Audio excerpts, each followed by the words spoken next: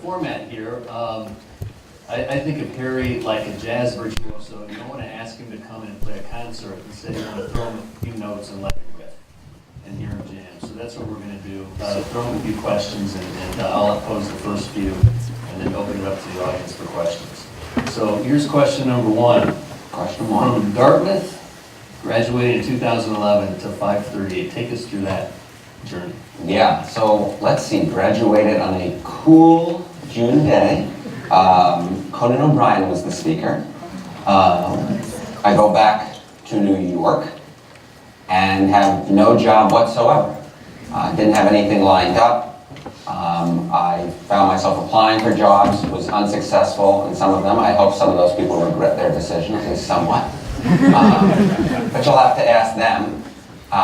Although I did once appear on TV with the guy who turned me down, and there was a part of me that wanted to wink towards the camera, but I thought better of it. I basically was doing nothing except getting inebriated on Fridays at the Eastchester Fish Market in Scarsdale, New York, on espresso martinis. And I kept writing though, I kept blogging, and this was something my mom told me to keep doing, keep getting my material out there, and God bless that woman, she was right. I end up writing a piece that apparently caught the eye of someone at The Guardian, which of course is the British newspaper, but they were starting a branch in New York. And they needed someone to help them guide their 2016 coverage, or someone to write for them during that. So I wrote a freelance piece on the effect of the economy, how that affects presidential vote patterns. They thought it was a decent enough piece. They then asked me to do some part-time work for them, which I did. And then after doing part-time work, after 3 months, they had me full-time. Apparently I didn't get enough wrong that year for them to fire me. And then I continued on through 2013, and then Nate Silver at 538 came a knocking. We had lunch. I remember it was at a seafood or fish restaurant, and he had a hamburger. And go figure. And then I caught on at 538 and have been there since December of 2013. And I've written on politics, on elections, the occasional sports column, as well as the occasional weather column, which I enjoy very much so. And have done, obviously, media appearances, whether they be radio or television, especially this past cycle, where I guess my put-em was just too much for them to ignore. So the 2016 election was a conundrum for a lot of people. And you're in good company in maybe not accurately predicting the outcome of the election. So we can cue the video. This is from 2015. This is before any voting took place, but still.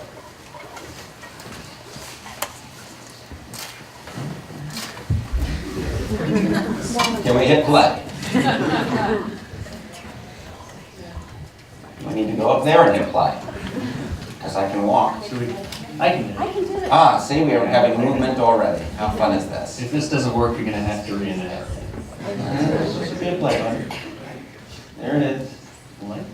Light, camera, action. Very well put together.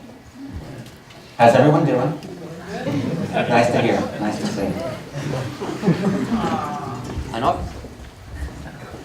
What's up, Haynes? It's been a really tough year, guys, for predictors like myself. I screwed up a lot.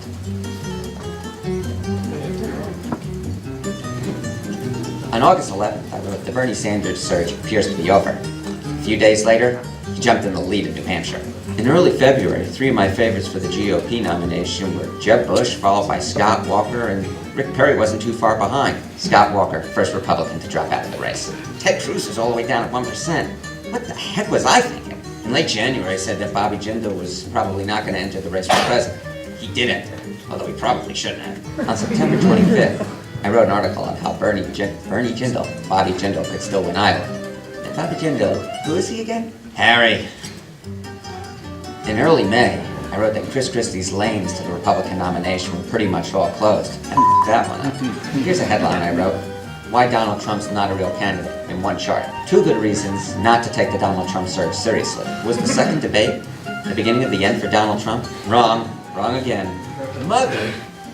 On December 15th, I predicted that Donald Trump would drop out of the race before my company. Better luck next year, Henry. Everything right. So what did you miss? So I think that video kind of hints at a key difference that I think I've been making throughout as I talk with different people about where I and perhaps the data journalism or the political math people screwed up. There's a big difference between the primary and the general election. That video was taken obviously before the primary took place. So very clearly in the primary there was a massive screw up on my part and a lot of other people's parts. Where when Donald Trump enters the race, and I think it was June 15, 2015, comes down that escalator and not a single one of us really took him seriously. And the question is why? Well, one of the big reasons why we did not take him seriously was he didn't look like someone who had won a Republican or Democratic nomination in recent years, right? Most people who win have elected office experience of at least some type. Donald Trump obviously had no types. He had barely run for office, kind of, sort of, in 2000 when he was running for the Reform Party presidential nomination. And we at 538 subscribe to a theory known as the party decides. There's more to it than perhaps I'll get to right here, but essentially it's that party actors help guide voters to who should be selected for the nomination. And when I say party actors, I mean elected officials, governors, senators, members of the House. But I also mean interest group leaders, say the NRA for the Republican Party, or perhaps NARAL on the Democratic side. And Donald Trump had pretty much no support from any of these party actors. And so we thought Donald Trump, no chance, right? This guy just doesn't look. But I think that there were a few fault lines in our thought process. Number one, if you think about it, no one like Donald Trump had really ever run before, right? No one who had been the host of The Apprentice, no one who had cameoed in Home Alone 2. None of these people, no one looked like him, they simply didn't. And when you're dealing with the modern primary process, that is where primary winners are people who win nominations who decided through caucuses and primaries, the sample size is in fact very, very small. And when sample sizes are small and you haven't seen something before, it could mean simply that we haven't gone through that evolution yet to allow something like that to occur. And we didn't have anybody like Trump. And I think we should have been more cautious, and I should have been more cautious at recognizing that we had a small sample size and something strange, something out of the quote-unquote ordinary could happen. So that was the deal with the primary. But that's very different from what occurred in the general election, okay? In the general election, if you look at the 538 odds going throughout, we gave Donald Trump a chance of winning. Now, it depended on which particular day, but it basically balanced between 10 and 50%. And right at the very end of the campaign, it was right about 30%. I believe it was 29 on our final day of the forecast. So to me, 30% chance things happen all of the time, right? You flip a coin in the air twice, you're going to land on heads twice, 25% of the time. Well, to me, that happens quite frequently. I guess the question is whether or not people like myself, at least at our website, were able to report in such a manner that reflected that uncertainty. And I'm not necessarily sure that we did. Perhaps it was the tone that we took, perhaps it was the articles that we wrote around the model that we didn't necessarily do, or perhaps in some of the media appearances that I and others on the website had, maybe we didn't necessarily put forth in the manner that we should have, the uncertainty. But I will say, in closing on this particular point, that if you look at our forecast compared to a lot of other websites and the amount of caution that we had, at least in the general election, there's very little that I would have taken back, at least in terms of the general. It's different from the primary, but in the general election I have far fewer regrets. So 70% chance of something is not a result that would be publishable in an academic article, usually. Not the kind of thing that in a jury trial would say be enough evidence to convict someone of a crime. 70% is not anywhere close to beyond a reasonable doubt or a high probability of occurring in most other audiences. But still, the polls had, and most of the polls had, Hillary Clinton with a lead nationwide and in states like Ohio, Pennsylvania, Michigan, and Wisconsin, even after the Comey letter, in the final day or two of the campaign. What did the polls get wrong? Well, I think you kind of hit on it a little bit, that we need to be careful in separating out the national polls from the state polls. Hillary Clinton got more votes nationwide than Donald Trump. That's not the way we select the president. He won fair and square in that manner. But the national polls, depending on which average you look at, basically had a Hillary Clinton lead of about 3 to 4 percentage points, and she won by 2.1 percentage points. That's a very small error. That's actually smaller than the error that we had in the 2012 election.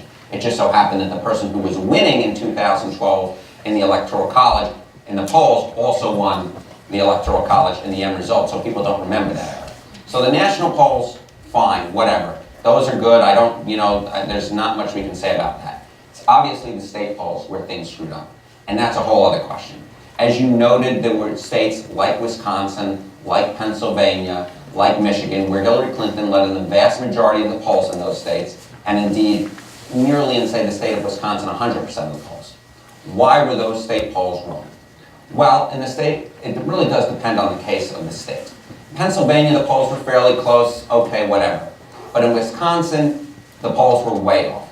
What happened? Well, if you look at the polling errors by state, you do in fact see that it does seem that in the states that had a higher percentage of the vote that was made up of white non-college graduates, that's where the vote was off the most.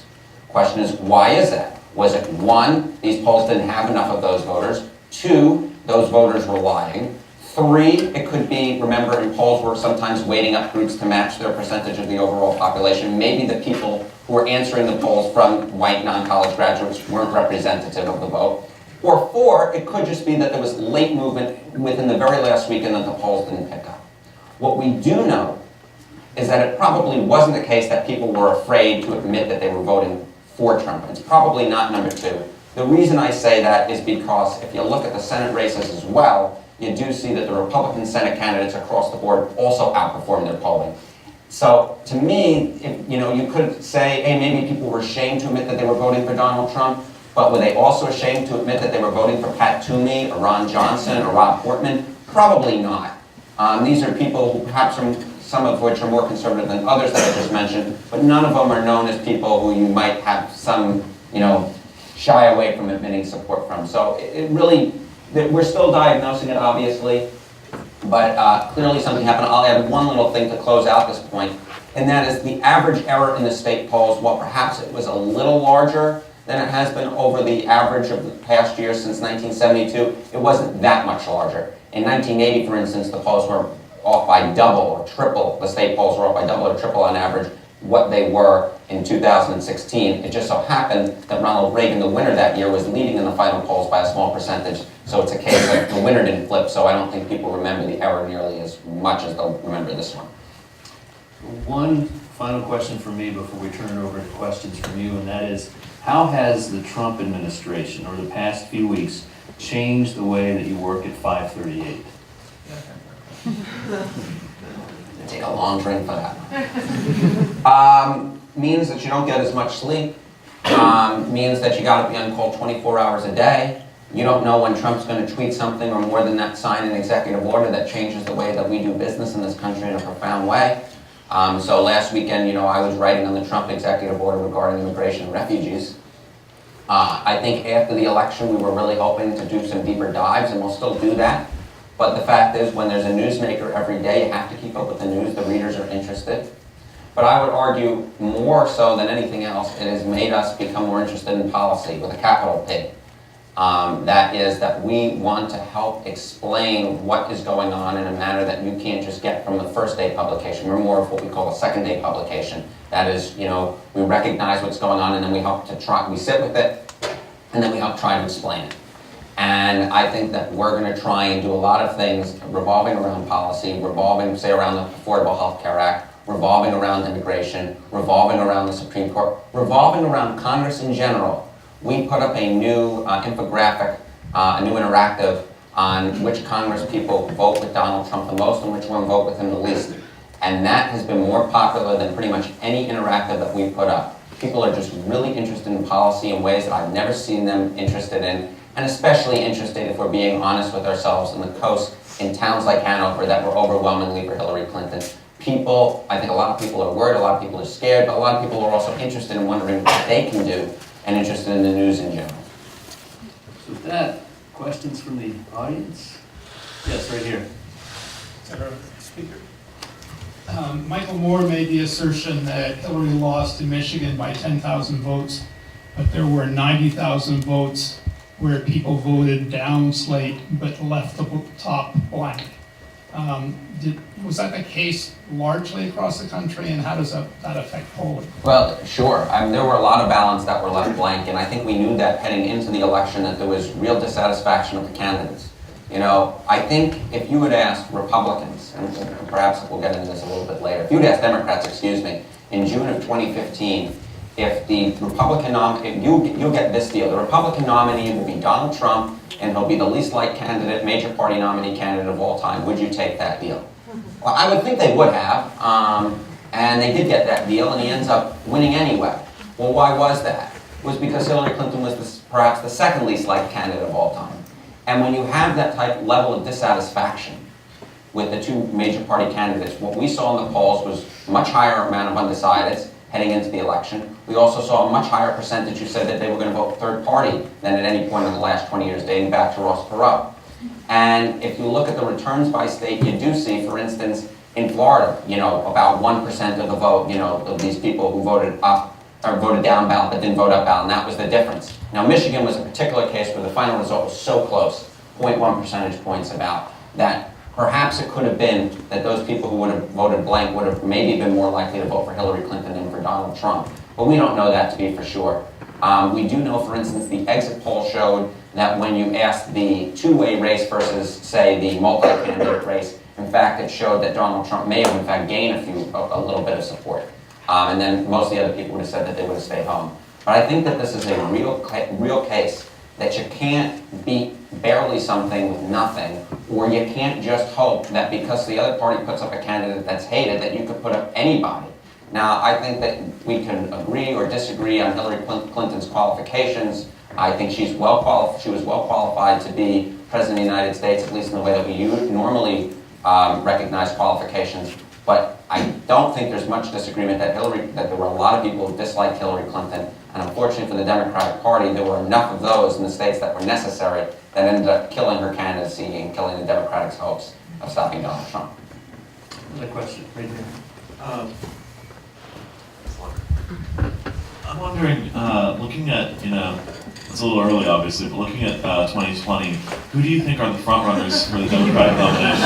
And will Donald Trump face a primary challenge? I see we have a glutton for punishment here. Look, Donald Trump's already filed for re-election far earlier than pretty much anyone has ever filed for re-election with the FEC. So he's going. We'll see if he makes it there, but he's going. On the Democratic side, look, it's early days yet. I'm reminded back in 2006, one of the front runners for the Republican nomination was George Allen, who was the senator from Virginia. And George Allen kind of ran into a roadblock when he lost re-election in 2006. So early front runners don't necessarily make nominees. That being said, I think that there are a bunch of people who are obviously on my list on the Democratic side, at least early on. Kirsten Gillibrand, who by her record of voting in Congress, voting pretty much against every single thing that Donald Trump puts up, clearly has her idea, her eye on the ball. I think you could also be looking at Cory Booker, who's obviously the senator from New Jersey. I think you could be looking at Montana's governor, whose name escapes me right now. I think you could potentially be looking at Jay Inslee, who's the governor from Washington, who basically gave a non-answer to that question. And obviously you could be looking at someone like Joaquin Castro, you know, down in Texas. So there are a bunch of people that we could be looking at, but I think the Democratic Party overall is going to be facing a very interesting question as to what type of candidate that they want to put up, what type of candidate, what type of appeal do they want. Do they want to try and make up the ground that they lost among white voters without a college degree in the Midwest? Do they try and want to ramp up minority turnout, perhaps by nominating another African-American candidate or perhaps a Latino candidate? Or maybe they want to try something entirely new. Maybe they want to try something out in the West and, you know, build a map around, you know, doing well in the Northeast, the West, maybe try and, you know, add on Colorado, pick up Arizona, Nevada, and try and build a new electoral map and add on Florida. And I think there are a lot of questions that we still don't know about where this Democratic Party is going. One thing I'd be interested, perhaps will give us a leading indicator, is the 2018 midterms insofar as let's see where they make gains in the House. And they'll probably make gains in the House because that's what normally happens. The party out of the White House makes gains in the House during a midterm election. But where those gains are made may give us an idea of where they think they can pick up strength as they head into 2020. You didn't mention Tim Kaine, I didn't. vice presidential nominee on the Democratic Didn't side. mention Tim. Oh, he did? I know, I didn't mention it. No. Does he think he's not in the top set now? He himself has said as much, and to be perfectly honest, I think Tim Kaine is a very nice man, who's a very smart man, who doesn't have that much charisma, if we're being honest with ourselves. Probably a little bit too moderate for a base that isn't looking for that right now. And, you know, failing vice presidential candidates don't end up doing particularly well when they run for the White House. I mean, I can think of Dan Quayle as an example, who ran in 2000, really didn't go anywhere. That was obviously George H.W. Bush's vice presidential candidate, and he obviously was the vice president. You can think of somebody along the lines of John Edwards. You could think of, well, he had other problems. You could think of someone like Bob Dole, who was obviously, what's his name? So Jack Kemp. Kemp failed before that, but Bob Dole was a VP candidate for Gerald Ford in 1976 and ran in 80, and then in 88 it wasn't until his third time's the charm in 1996 that he ended up winning. So I'm not really looking at, I think Tim Kaine's future is probably in the Senate, unless he wants to go back and try and run for governor, because my understanding is that you can run in Virginia for governor twice, they just can't be consecutive terms. Question back. So you talked about how the LA Times USC poll had an internal House bias effect towards Trump. Do you think that there's any type of vindication for the approach by the USC poll in the aftermath of this election, or do you think that was still very flawed in terms of its polling, how it disagreed with the rest of the pollsters? Well, my understanding was that they were trying to project the national popular vote, and they had Donald Trump winning in the final score by what, 2 or 3 percentage points? 2 points. 2 points, and I don't believe he won the national popular vote unless, you know, there were those 3 to 5 million legal votes that he claims that were passed. But, you know, maybe look, Donald Trump likes to say certain things that fact checkers have shown to be untrue. So, you know, no, look, I'm a big fan of innovation, and I'm a big fan of trying new things. I'm a big fan of panels such as, you know, the USC LA Times. I was not a fan of the way that they weighted that panel, and the USC LA Times poll is a great example of how weighting can go awry insofar as that, you know, if you are representing a portion of the population that's very difficult to poll, well, you're going to weight up whoever you have that represents that part of the population. And so they had a young African American who was, I think, was 19 years old, who for whatever reason was probably the most pro-Trump young African American in the nation. So whenever his came in, all of a sudden Trump's share of the African American vote shot up. You could literally see it like every 7 days or whatever. So I think that poll had some problems, but I think that I hope they don't shut down. I just hope that perhaps that they can fix what's going on. And I respect that they tried to put out that product, but clearly it didn't end up working out in the end. Let's explain poll weighting for just a second. Sure. Suppose You can explain it. have 1,000-person sample, and you expect that the population is half male, half female. You get your sample back, and you have 750 women and 250 men. So what do? Well, you count every man as 2 men, so now you have 500, and you count every woman as 2/3 of a woman, so that brings the 750 down to 500. Most polling houses weight by gender, race, education, a lot weight by party identification. And those weights, if all the polls are using erroneous weights, or making up weights based on party identification, if you take the variation in polls and kind of collapse into a sameness that then masks the true variation that you have in the polls. So every poll weights according to its own method, and a lot of times, I think with the Dornsife poll at USC, the weights weren't always clear. Yeah, they weren't what they should have been. Something was funky.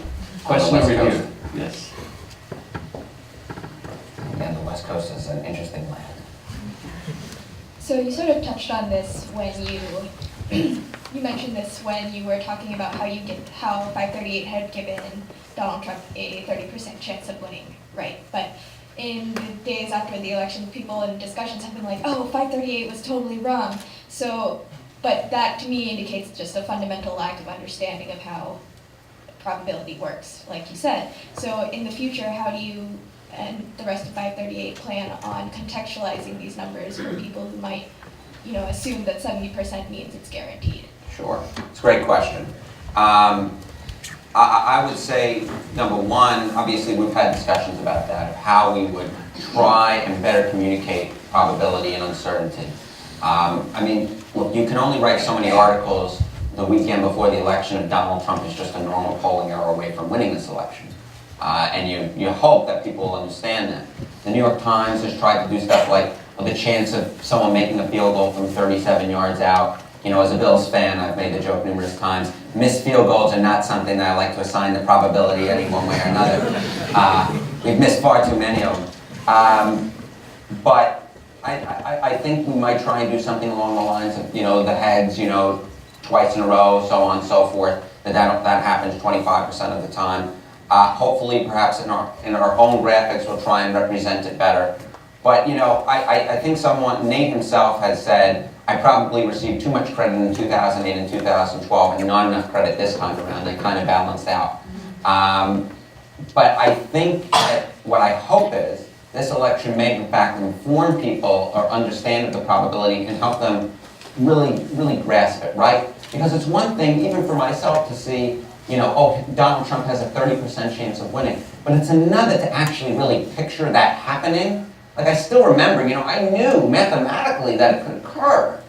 But as returns were coming in, I was like, what in the hell is this? We're doing this? Apparently we are. Okay. It was just, it was like such a deviation from the normal. But I hope that we'll be able to come up with new ways in the interactive to show that. We'll talk about it more, and I'm also hoping that the audience itself, or the readership, now has a better understanding, especially some of those who may not grasp probability as well. Among those who did, it was much less of a problem, especially if you were reading across websites. As I like to say, we were the least wrong compared to the others. So there's another question over here, and then we'll move back this way. I want to go back to what you said about the two very unpopular candidates running. The question I have is, not too long before she started running for president, she was the Secretary of State, and she left that office with very high approval ratings. And it has been a mystery to me, particularly amongst avid Democrats, how that very high rating in such a very short period of time crashed to the low it was showing up in the election. I think this is a great point, and that is, Hillary Clinton always seems to be her most popular when she's not running for office, whether that be Secretary of State or whether that be in between the time, she won her first Senate term and then her second Senate win, she was kind of higher and then she crashed again. I mean, the obvious explanation is she's not a very good campaigner, but I don't think that that's necessarily true. Remember, Hillary Clinton has gotten more votes in every race that she's running than the other candidate, or the next leading candidate. She got more votes in the 2008 Democratic primary, if you count it in a certain way. She got more votes in both of her runs for Senate. She obviously got more votes than Bernie Sanders, and she got more votes than Donald Trump got. But I think that there were a few things that occurred. Number one, obviously, when you're Secretary of State, it's a nonpartisan position for the most part, so people tend to like you better. So it was natural that her favorability ratings would drop a little bit. But clearly they fell through the floor, and they even dropped among Democrats. The question is why? I think that she lost a lot of ground among a certain type of Democrat who did not like the idea that she was giving those speeches to Goldman Sachs. I think there's always been some belief that Hillary Clinton was hiding something, whether or not that's right or wrong. She had some sort of trust issue. And that you kind of saw itself manifest in the general election, right? They automatically with Comey, oh my God, you literally saw her numbers drop overnight both times with Comey. Remember, he announces first in July when he says we're not going to bring charges, and then he writes the letter to Congress and you see her numbers drop again. And if you look at like the Google trend line as well with WikiLeaks, which is all about trust, that was searched a ton on Twitter, on Google during the month of October. And that's in fact when the exit polls, if you believe these numbers, and there's some reason to believe and some reason not, but I think they're reliable enough to say this, more people who decided in October decided against Hillary Clinton than in any month during the campaign, and that was when WikiLeaks was being discussed the most, despite the fact that Hillary Clinton, by most standards, won overwhelmingly in debates. It just didn't seem that those debates mattered to people. So, you know, I don't know. I don't know if there's a perfect satisfactory answer, but it is definitely the case that Hillary Clinton did some things that probably hurt herself, and it was also just some natural decline that some people, for whatever reason, just aren't in love with her, or just didn't like her, or just looking for any reason to dislike her. We're right behind, over here, in 8 minutes. Yes. Hi, so I guess this was sort of my first election as an adult, but it seemed to me there was a lot, at least this cycle, there was a lot more people using social media, a lot more people owning smartphones instead of landlines. And I guess my question is generally, how has such changes in behavior affected polling, and in what ways was that lacking this election? Obviously, we've taken on more social media now than we've ever had, at least in the sense of what we call social media. Though I kind of think that the newspapers at the turn of the 20th century, well, the yellow rags were kind of, were some form of their own type of social media. But I think there are a few things. Number one, people can get their news from wherever they want to get it, and they can hear whatever they want to hear. And this is on both sides. I was at a media panel. I was not on it. I was in the audience for last week or so at NYU, and there was some woman who clearly did not like Donald Trump, and she asked for the people on the panel in their own writing to tell her what was going on in right-wing media because she herself didn't want to read it. So, you know, I think people got the news diet that they wanted, and it helped confirm what they heard, and more than that, allowed people to believe the very worst about the other candidates. So there were a lot of people who just profoundly hated both candidates in a way that I don't think I've ever seen. And I think that's part of the reason why you might have seen the unpopularity of both candidates. But I think more than that, it helped to ensure that the mainstream media had perhaps less of an effect than it might otherwise have. So you had a candidate in Donald Trump who, according to the fact checkers, was not telling truths, right? He was telling a lot more falsehoods than, say, Hillary Clinton was telling. But I don't think that that message necessarily got across to a lot of people who might otherwise maybe be on the fence about Donald Trump, because simply put, that news just wasn't getting to them. So they just were like, oh, Donald Trump, whatever. And I finally note that I think social media helps to ensure that within our own social groups, we basically align. We have our Hillary Clinton, everyone who's for Hillary Clinton has, you know, their friends for Hillary Clinton, everyone who's for Donald Trump, you know, all of their friends for Donald Trump. Now, obviously, that's not the case across the board, right? But it is the case more so than any time I've ever seen in the polling where people are like, my friends are for my politics, and if they're not for my politics, I don't want to be their friends. I'm not sure that's the healthiest thing for our country, but it is what it is. In terms of social media's effect on the election, I mean, Donald Trump had a huge Twitter feed. I think he helped to make news on that. Most people are not on Twitter, but most people at least watch some form of media that reported on Donald Trump's Twitter.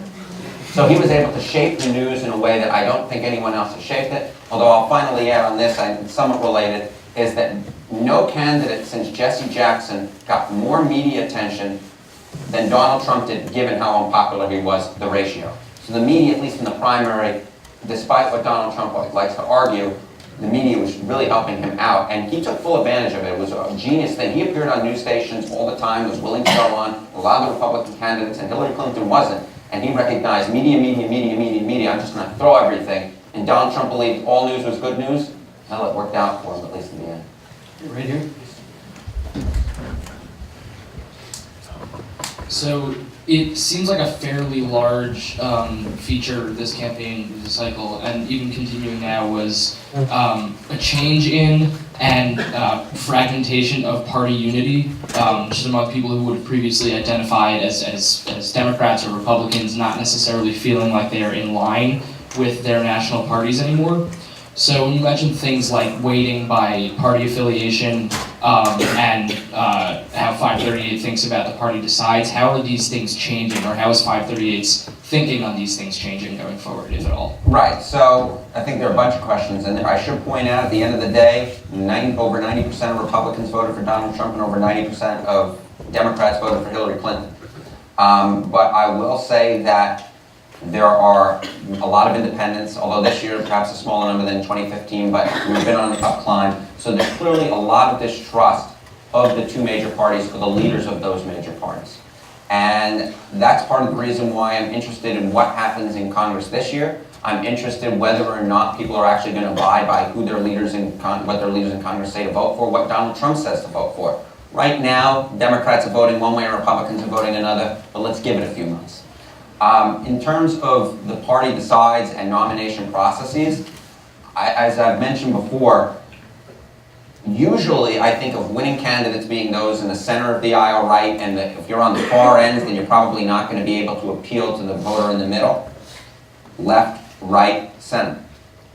This year, however, I would argue that Donald Trump really didn't match ideology as we normally think of it. Donald Trump makes different positions in different ways, infrastructure. From a Republican? What year is this? I don't even know. It felt like Fiorello Laguardia or something like that argument for this. But he was on a different dimension, a second dimension. Some people might argue that that's about, authoritarianism. Some people, in fact, might argue it's about being an insider versus an outsider. Maybe the three dimensions, I'm not exactly sure. But revolving around the Democratic side especially, there was a real outsider push from Bernie Sanders. And I wouldn't have been surprised, I thought when I was watching, I said, oh, too far left to win a general election. But it could be that right now what voters are really interested in is something from outside the normal realms, and maybe more interested in an outsider candidate, and maybe someone, a vision like Sanders, could in fact take over the Democratic Party. I'm particularly interested in the chairman race for the Democratic National Committee to see, because if, let's say, a Keith Ellison wins, right? He's a pretty outsider candidate guy who's backed by Bernie Sanders. And if all of a sudden you're getting a Bernie Sanders backed candidate to win such an insider race as the Democratic National Committee chairman or chairperson, that may indicate some real changes within the party. But for right now, on the Democratic side, what we're seeing, at least in Congress, is not really much of a drop-off. We're seeing certainly a push from the grassroots to vote against these Trump nominees, but we're seeing a lot of unity. We're not seeing much of a breakdown. We are seeing Schumer in control of that caucus. So I haven't seen too much of a breakdown there. I'm more interested on the Republican side when all of a sudden things start getting a little dicey. If Trump's approval rating sticks at around 40% and you're heading towards a midterm election where usually the party out of the White House does fairly well, whether they're going to stick by Trump or you're going to start to see some fragmenting of that base. I'm not sure yet, but we'll have to wait and see. Question over here. Questions over here on the side? Well, you're right in the middle. Am I passing this over? Several outlets, including the Huffington Post, criticized 538's analysis for quote-unquote skewing the polls in favor of Donald Trump in the run-up to the election. Wow, what an article that was from them, right? Could you speak to that aspect of your model and why you guys received criticism for it? We received criticism because we told people what they didn't want to hear. That's why. I mean, I'm going to be honest with you right here, right now. Our readership, if you look at the demographics, and based upon the emails that I get, is read by more liberal-leaning people than conservative-leaning people, though we certainly have conservatives who read the website and respect the work that we do. And I think a lot of people saw it and didn't want to believe the numbers that we were putting up. How could it be possible that Donald Trump could win a presidential nomination? All of my friends are against him. Woo! So I think they saw that and couldn't believe it. Huffington Post had its own model with the pollster.com folks. I like Natalie Jackson, I like Ariel Levy Edwards, or is it Edwards Levy, whatever. But I like them. But the fact of the matter was that if you look at the model and the work that was put into it, and I'm not primarily responsible for the model, Nathaniel is, but I know the data that goes into that model, and I know that we took data going all the way back to 1972. We tested this model a lot of times in a lot of different ways, and we understood a few things. Number one, that the polls, the state polls recently, we perhaps were on a lucky streak in terms of how accurate they were. They aren't normally this accurate. Number two, we understood that errors, when they occurred in one state, often occurred in other states that looked like that state demographically. And I'm not sure that the other models did that as well as our model did. And so what you end up happening is we look like we're much more in favor of Donald Trump, when in fact it probably was that these other models were too certain, And when you have a writer at Huffington Post, I forget the author's name, Ryan something, I think. And when he looks at that, he thinks, oh, we're putting the finger on the scale. Why is our model? We have a business reason for doing that. Yeah, sure. The well-educated people who live in New York, you know, we really have a pro-Trump bias going. Give me a break. Other questions? Go middle.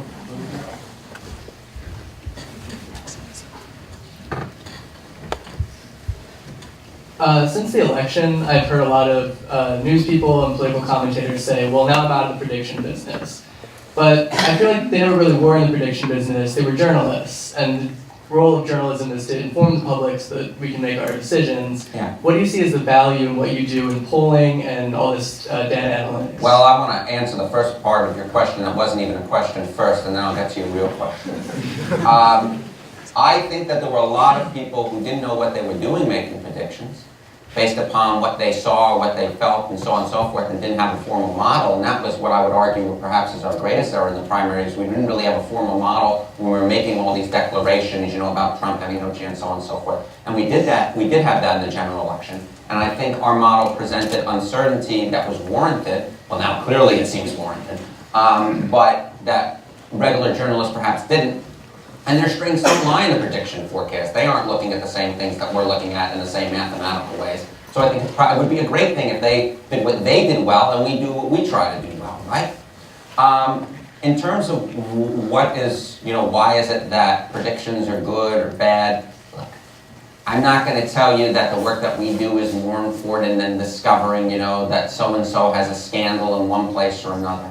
But I do think it's important to manage expectations. If, for instance, you know, if we showed that Donald Trump had a 0% chance of winning, and that was like the true, you know, universe that so on and so forth, and then after the election, Donald Trump, in fact, wins and wins by 5 or 6 or 7 percentage points.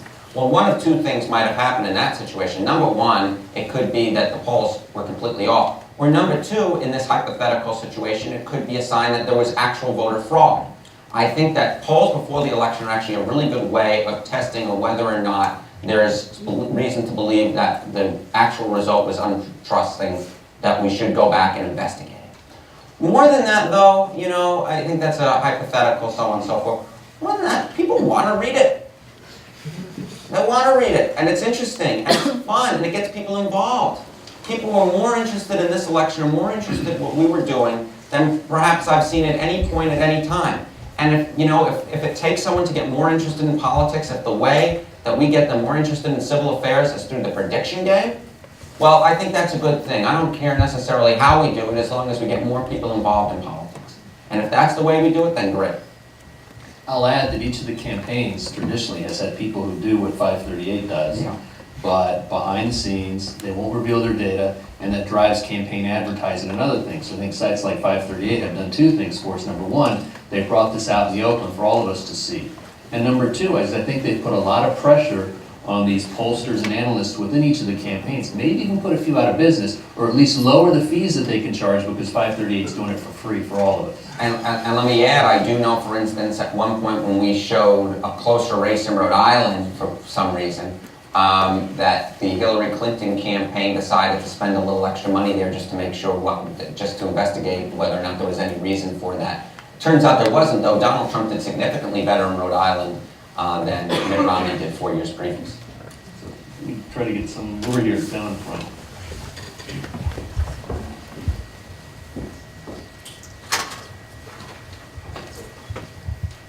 So what are your thoughts on prediction market like Betfair or Predictit versus 538 statistical model, and specifically the volatility between the two projections?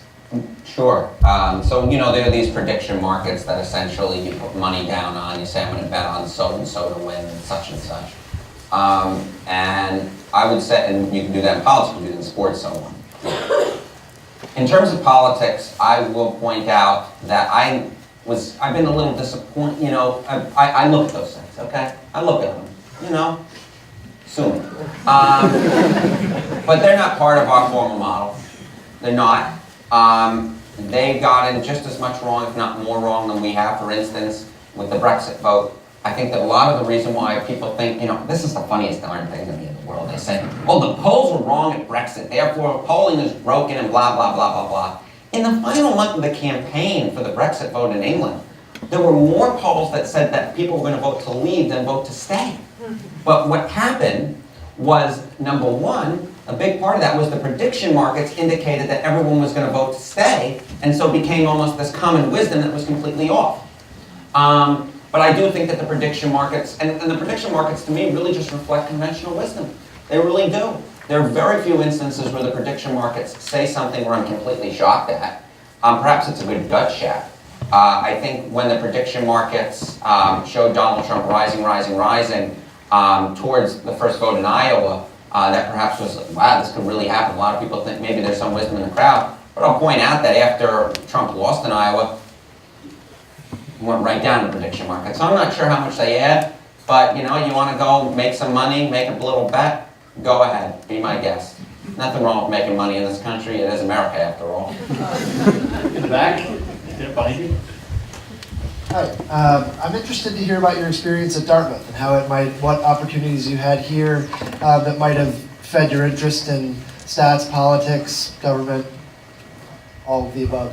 So this is the portion of the program where I do a paid ad for Dartmouth. You know, Dartmouth filled all my dreams. Thank you. Look, I think there were a few things that Dartmouth did and helped out. Number one, you know, gave me room to, you know, try and figure out what exactly I was good at and figure out how to do it. So I took a lot of independent studies while I was here, and the professors were very helpful of that. They let me investigate things that I wanted to investigate. And more than that, professors across departments were willing to work with me to help hone my skill set. So, you know, I took a Women in Gender Studies course, was it Women in Gender Studies 18 or 19? It was about LGBT rights, whichever course it was exactly. One was Intro to it, and the other one was called Will and Grace. Right? Wow, how far we've come. And I wrote a paper, and I went to the professor and said, yeah, I'd like to write a paper about the gay vote in the Democratic primary in 2008, who actually won it, Barack Obama or Hillary Clinton. And he goes back to, fantastic, do whatever you want, great, great, great, great, great. And in writing that paper, I've cited that paper before, in writing that paper, my mom, like many students, my mom, who's a former teacher, liked to read over my stuff, and I always think it was a good, you know, good thing to have a second eyes look at something. And she read the intro to that paper, and she said, what? You actually know how to write all of a sudden. What just happened here? And I discovered that that type of writing style of investigating something and using numbers to help prove or disprove it, I learned it at Dartmouth in a way that I never learned it at any other place. And I was able to help develop the skill set of investigation tools that I use every day in my job. More than that, I would argue, you know, I started my blog here and I got credit for it. And finally, I'd add, obviously, from the statistical angle, you know, I learned a lot about statistics and learned about stats programs, Gov 10, Gov 19. We worked on some stuff together.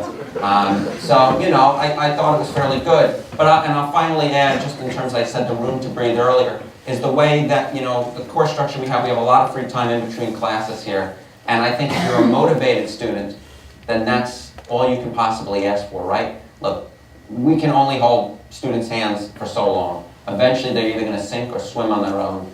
And this is a place, though, where if you're willing to swim, it gives you the chance to. Right behind you, standing up against the wall? Yeah. We'll get to that guys.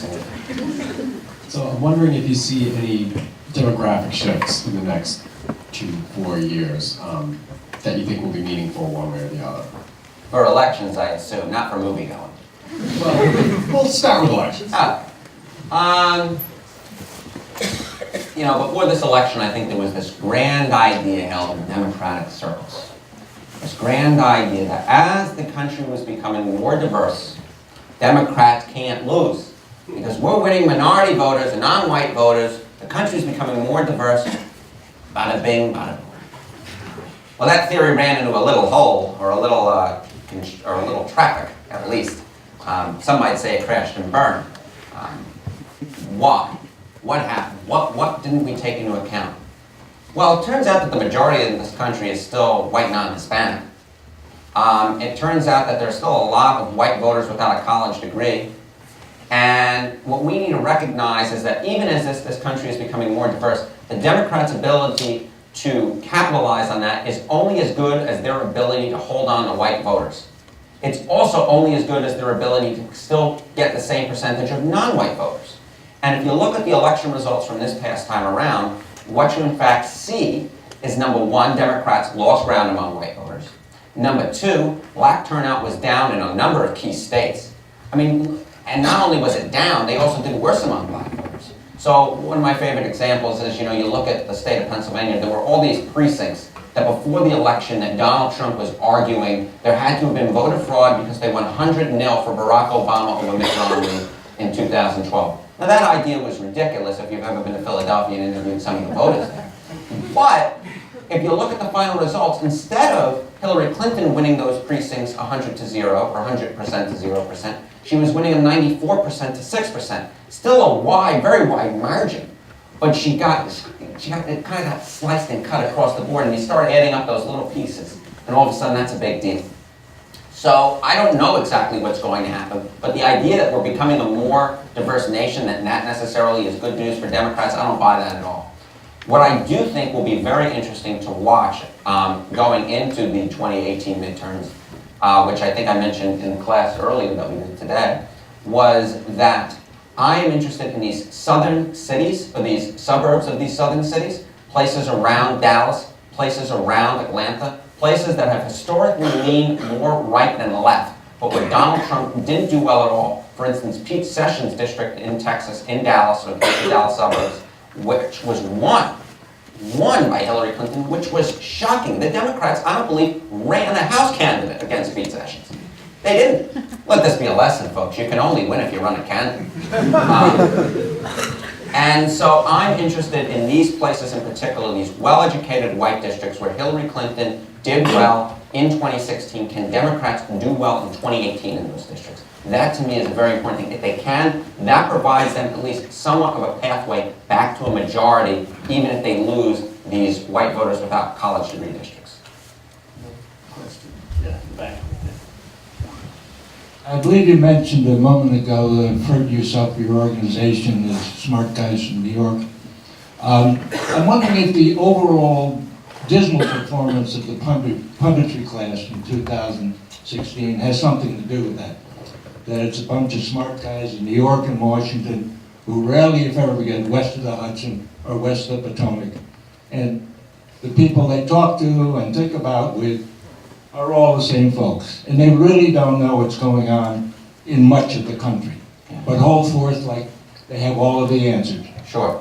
I think it's a great question. And I should point out that I did, in fact, date a girl who was at West Point for a while, so that's just west of the Hudson, so I have made it west of the she broke my heart. In any event,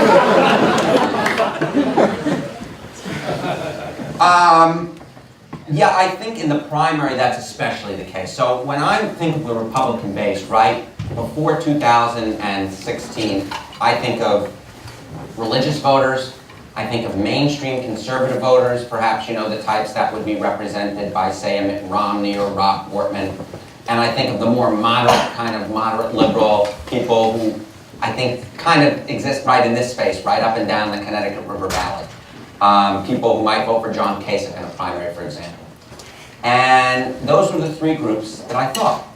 Well, before, as any of the polls come out, I look and I say, okay, I talk to each of these groups, and none of them seem to be really Donald Trump-leaning groups. Oh, so then, Donald Trump will sing. What we didn't recognize was that Donald Trump's strength was not about any of those groups. It was not, he wasn't doing particularly well with one. He was doing about average with all of them. Where his strength lied was with white voters without a college degree and rural voters. Now, most of the ruralness is covered by the white non-college, but not all of it. Even when you control for education levels, it's still a matter of whether or not you live in a big city, a suburb, or a small town rural area.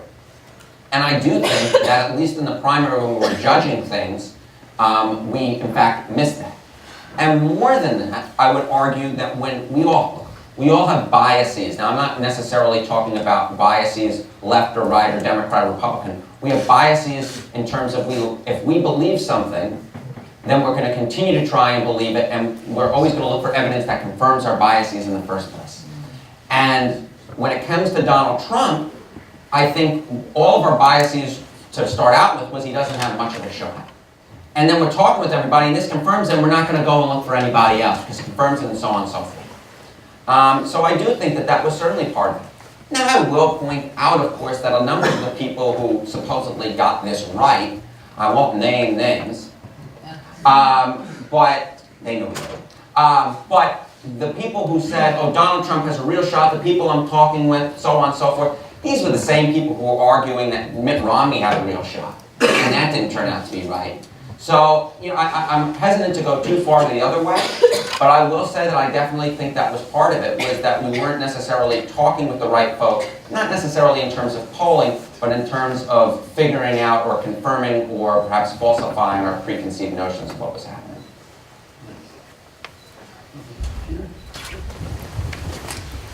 Great audience, by the way. You should all take yourself out for ice cream afterwards. Your treat.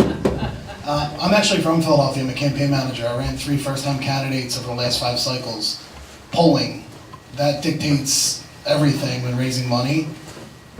How do pollsters regain trust right back, and how do they deliver better samples? Because I think a large, you hear in the echo chamber that a lot of the samples there wasn't enough non-college whites, essentially, right? Yeah. In my neighborhood, the ward that I live in is one of the only 2 wards that Trump won, and racism's alive and well, and it's blue-collar middle class. It's largely union, it's largely cops and firemen. So how do you make polling better? Because I can't raise money without good polling. No one takes you seriously without good numbers. Sure. And how do you make better samples? I guess, obviously you're modeling, but what are your thoughts on that? Well, I would say a few things. Number one, you should know, if you don't know, that Hillary Clinton's own internal campaign polls showed pretty much the same thing as the public polls showed. So it's not like they had special data that all of a sudden we were shocked with. At the same time, if you talk with Fabrizio, who was the pollster for Donald Trump, Tony Fabrizio, he himself thought that Hillary Clinton had a better chance of winning the election than Donald Trump did. So this was something that happened across the board. I think in terms of regaining trust, there are a number of things that can be done. Number one, do better. The best way that you can prove that you deserve the respect and the readability, or people should read you or trust your numbers, is to show them a track record. And the only way you can do that is by actually going out and polling. In terms of poll weights in particular, this might get a little nerdy, but I think that, pollsters have to be very careful of their preconceived notions of what to weight to, right? If you can tell me what the electorate is going to look like, then I'm going to probably be able to get you a pretty good sample. And I think that a lot of pollsters perhaps didn't know what the electorate was going to look like. So Patrick Ruffini, who was a Republican digital guy, was sort of mapping out with the voter files, that is, these are voter files that tell you whether or not somebody voted, the registered voter, so on and so forth, versus the turnout, expected turnout, the turnout scores that they produced. We saw that black voters, specifically young black voters, were far less likely to turn out than expected. Independent voters, young independent voters, were far less likely to turn out than expected. And the question is, what can we do to help improve upon that? I think one of the things that we might have to do is not have these preconceived notions of who's going to turn out. We need to have different levels of turnout models, different ways that this might turn out, and not be so focused on getting the one right answer, but perhaps having different answers within that, because we're not necessarily sure of what's going to happen. And then the other thing that I would really note is that we have to ensure that the samples that we have are representative of these different populations, right?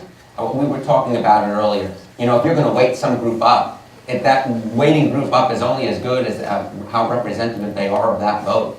And I think that what we need to do is to ensure that we don't take shortcuts in polling. That is, that we ensure we are calling households 5, 6, 7, 8, 9 times if they're a tough to reach household, especially if they're in a demographic that perhaps is a lower part of the population that we normally need to weight up. Because otherwise, the people who might pick up on that first ring aren't representative of that population. And I think that absolutely happens this time around. If you speak, for instance, Patrick Murray, who's the pollster at Monmouth, he'd tell you, my Pennsylvania poll looked pretty good geographically, except it didn't look good in rural areas. The polls were way off. Why was that? Well, it could be because the people he was weighting up simply weren't representative of the population. I'm not sure there's one perfect answer to your question, but I will say that this type of thing has happened before. Polls have been off before, and it didn't mean it was the end of polling. And in terms of the average error by state, although the error this time is a little larger than the average error, it wasn't so bad that makes me think, oh my God, holy cow. Polls are tools. They are not meant to perfectly predict. They're supposed to give you an idea of what's going to happen. And I think people have become too insistent that polls be precision perfect, when in fact they should in fact just be guides. Let me take a poll real quick. How many of you during this last election cycle, not before the election, so anytime in 2016 before the election, received a phone call from someone who wanted to know how you were going to vote, but wasn't asking for money? Let me see your hands. All right. Now see, how many of you, when you received that phone call, the caller did not know your name and asked for the person in the household over the age of 18 who had either the first or last birthday of the calendar year? How many? So those are the people who got called by legitimate polling houses.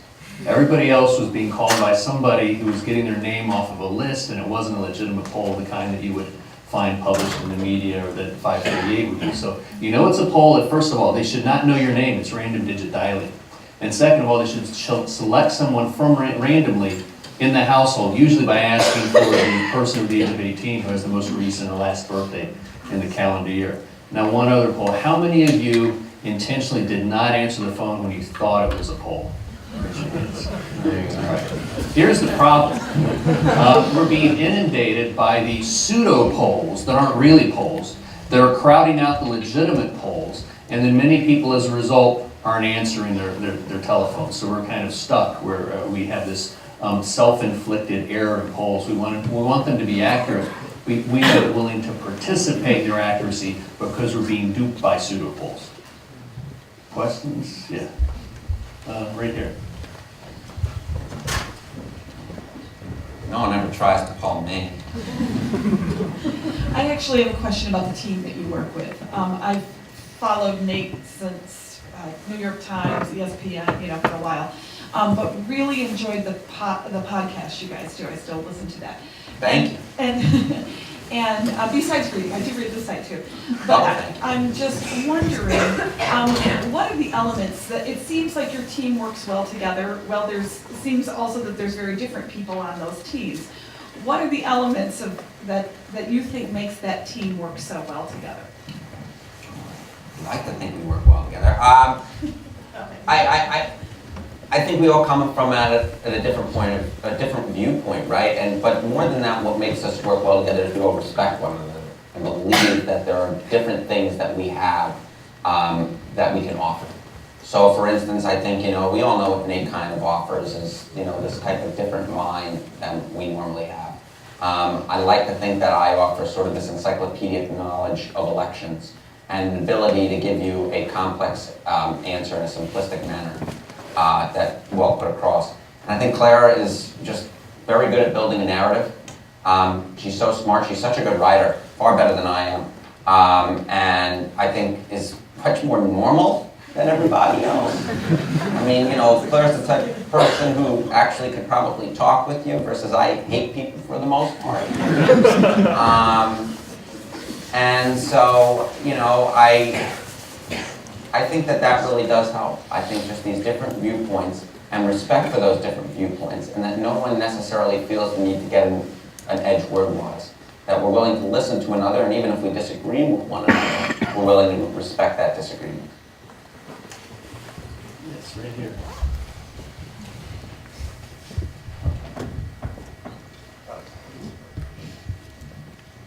If I got a call from 538 and put my usual question when I am polled, asking who is sponsoring this poll, would you tell me? Well, I'll say a few things. Number one, we ourselves as a company don't conduct like individual polls. I'm not going to take the Cape Air flight back to New York and then go to the office and start dialing in and calling you, though I'm sure you're very nice.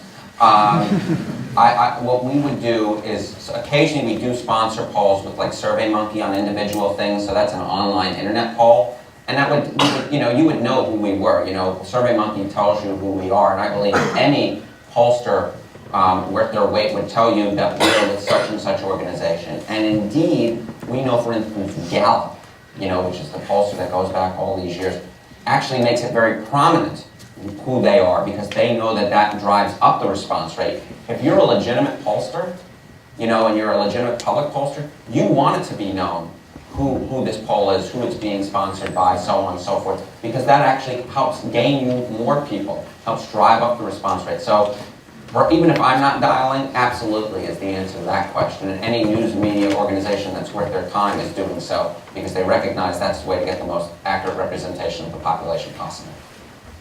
I'll add that every time Dartmouth does a survey, in the very first sentence is survey sponsored by Dartmouth College.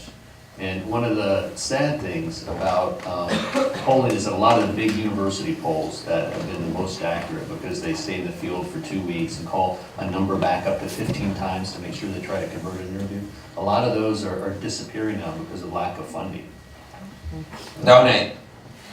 Great here. Thank you. A few days ago, I read one of the articles you wrote on 538. It says that Virginia Republicans are pushing for a new legislation which, if approved, will award the state's electoral votes proportionate rather than the winner-take-all system. And I remember you said that if all states follow suit, Hillary Clinton would lose to Donald Trump even if she wins the nationwide popular vote by 5%. Yeah. Can you elaborate on that? Yeah, sure. So essentially what occurred, I don't think this bill's actually going to get passed overall. It was in Virginia, a subcommittee of the Assembly, the House of Delegates, the lower house of the Virginia State Legislature, a committee there approved a motion that would assign the electoral votes proportionately so that the winner of each congressional district in that state would win one electoral vote for every district they won, and then the statewide winner would win an additional 2 votes. So Hillary Clinton won 5 of the congressional districts in Virginia, despite winning statewide by about 5 percentage points. And Donald Trump would have won 6, because he won 6 congressional districts. So Clinton would have won 7 overall and Trump 6.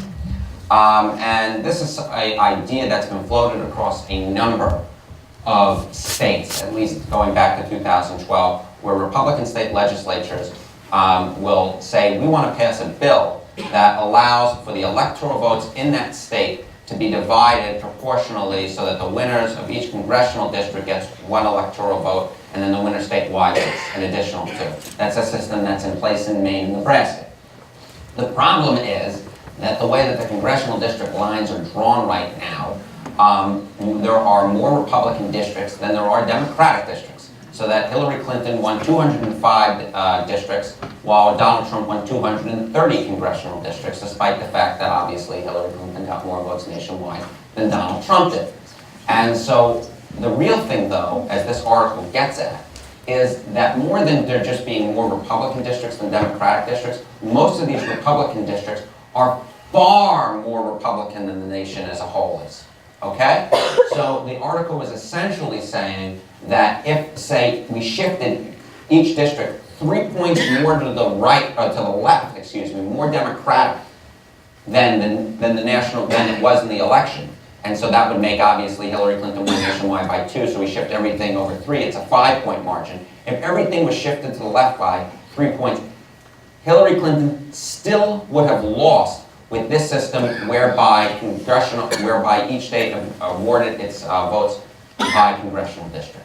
So that's why that type of system that Virginia, at least in the subcommittee, passed, and that Republicans in other states have tried to pass, would very much benefit Republicans, at least under the current district lines and the current ways in which people are populated, Democrats specifically in urban areas.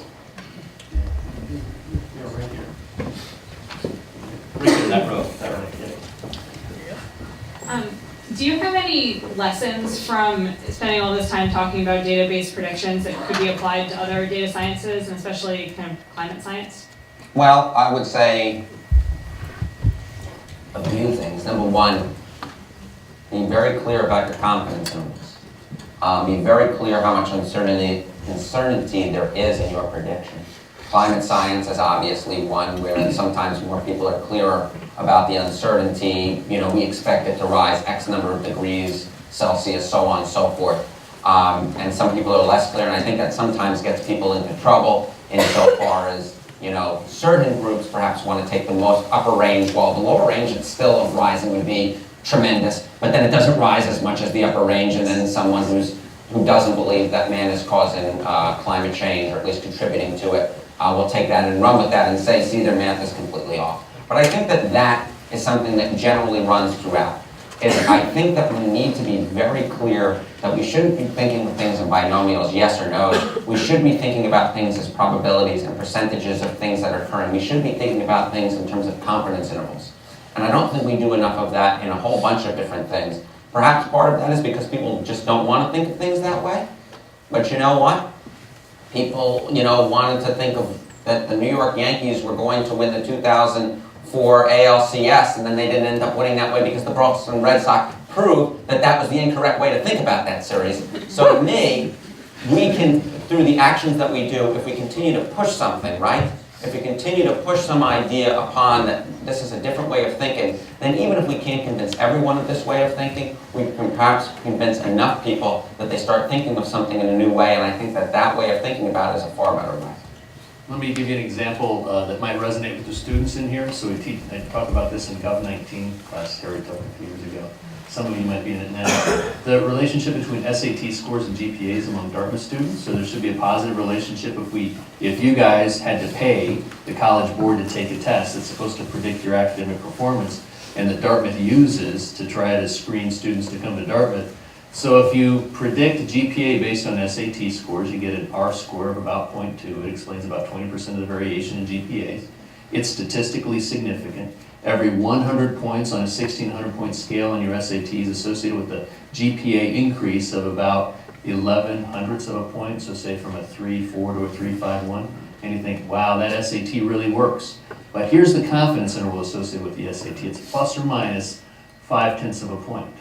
That means if your prediction, your SAT predicts that your GPA at Dartmouth would be the median Dartmouth GPA of about 3.4, we're 95% confident it's between a 2.9 and a 3.9. All of a sudden, the SAT doesn't sound like a very good predictor of how a student does in school, does it? Right? So that's the kind of thing that you have to express to people, that confidence interval, which even on something that we think of as scientifically valid, and you have to pay a lot of money for, that SAT isn't as good a predictor as you might think. Yeah, there's a microphone here, right there.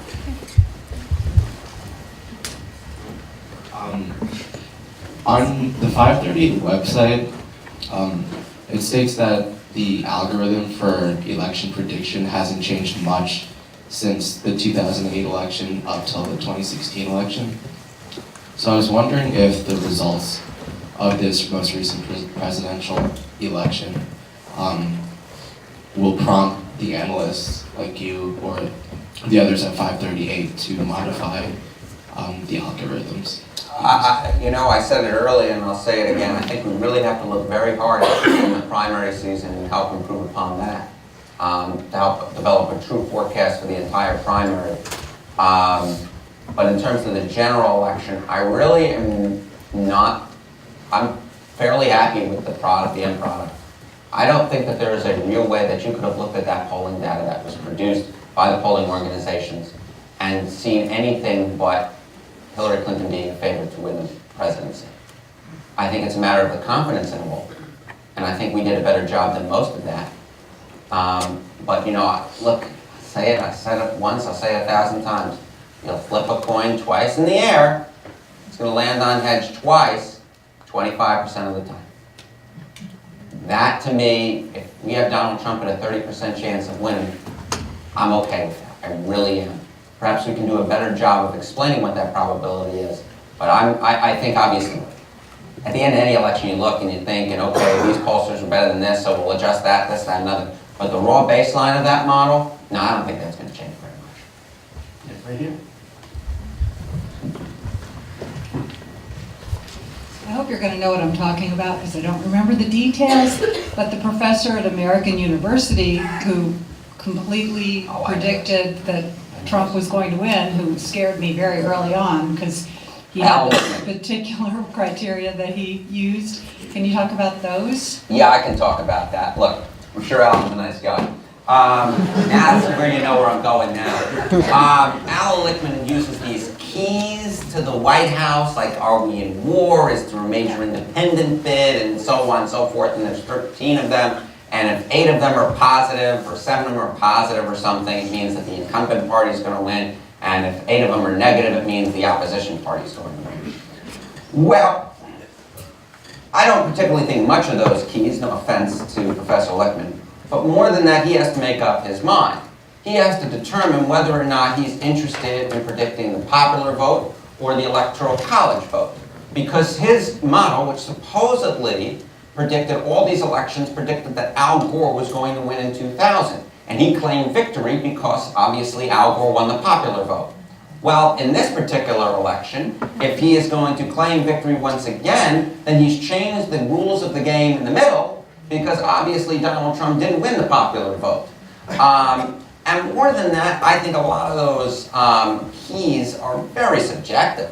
Like a major third-party bid, no one got above 3%, or what Gary Johnson get, 3 point what? 3 point something. That's not a major third-party bid as far as I'm concerned. I mean, Gary Johnson's a nice guy. I met him. Seemed reasonable. Seemed like someone that if I was interested in having an interesting brownie, I'd want to have it with him. But, you know, it's not a major third-party thing. You know, Aleppo, you know, what Aleppo was.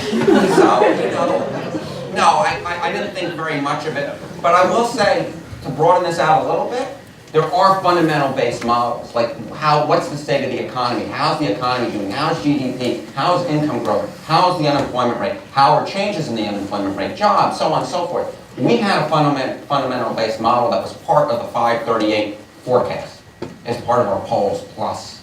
And if you look at the line, just based upon our economic indices, we showed a close race going all along. I had an article that was entitled, "The more normal Trump can make this race, the better off he'll be, or the better chance he'll have of winning." And that showed a very close race, and it ended up being that the outcome of this race was very close to the fundamentals, which based upon the economy suggested a close race, and that's exactly what we got.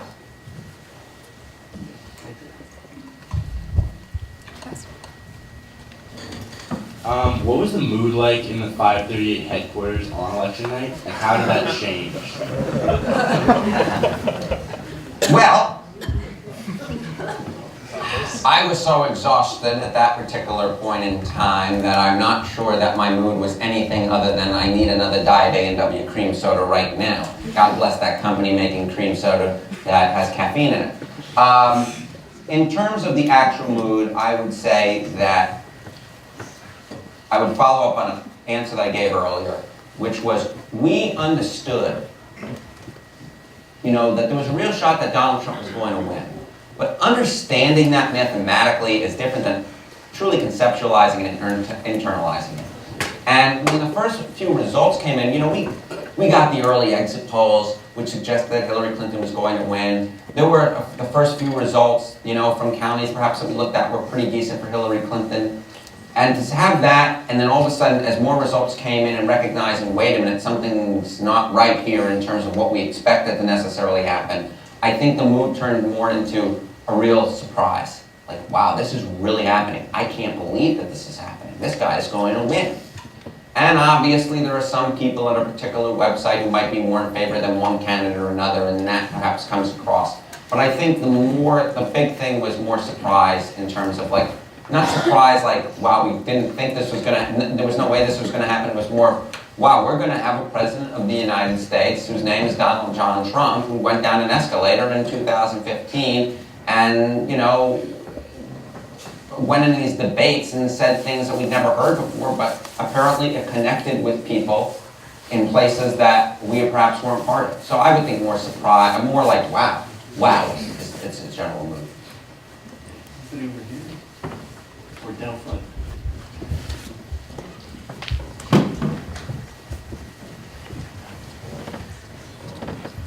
So I have 2 questions. First of all, have you polled your readership, and do you know who reads your media outlet maybe? And lots of people.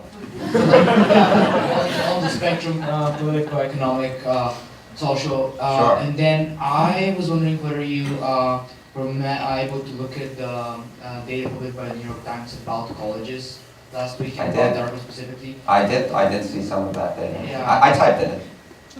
And yeah. Because it's very troubling to me. I have like I'm an international student, so I came here, I was smacked through the face, realizing how freaking wealthy and privileged most people here are, and how much this plays into like this notion of ignorance about the surrounding world.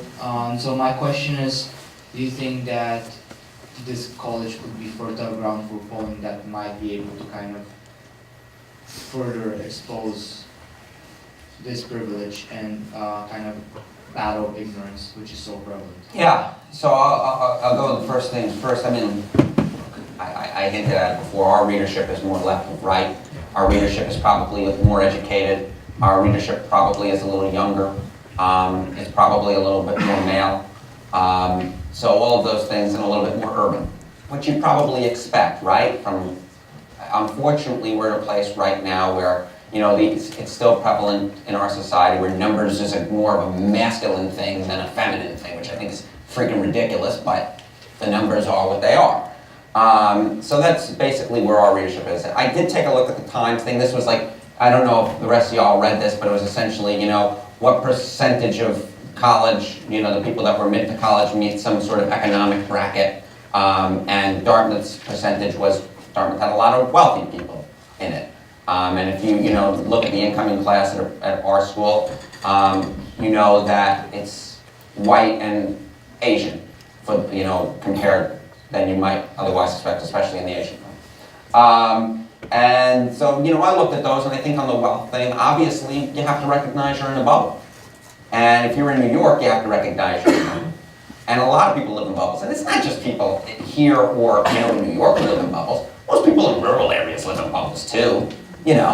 It's a bubble problem nationwide. It's not that one side is necessarily better, or somehow the people, who live in the rural are living the good life or whatever, or that somehow we're more, cosmopolitan and so on and so forth, and top hats and so on.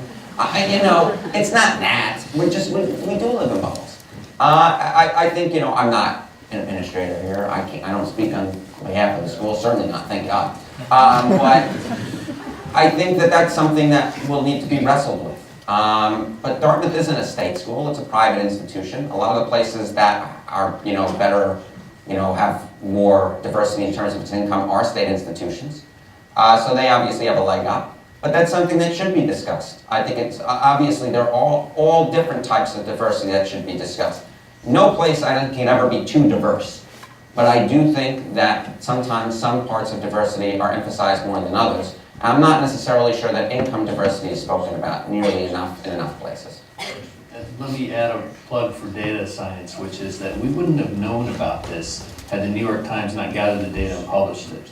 And now we know which colleges are overrepresented among the top 1%, underrepresented among the bottom 40 or 50% of the income distribution. And now we're informed, and we can try to do something about it, whereas we were uninformed with the facts before. Although I should note it was a third party that almost gave it to us, but went with the Times instead. Legion. I think we have time for one final question. Right there next to you. Thank you.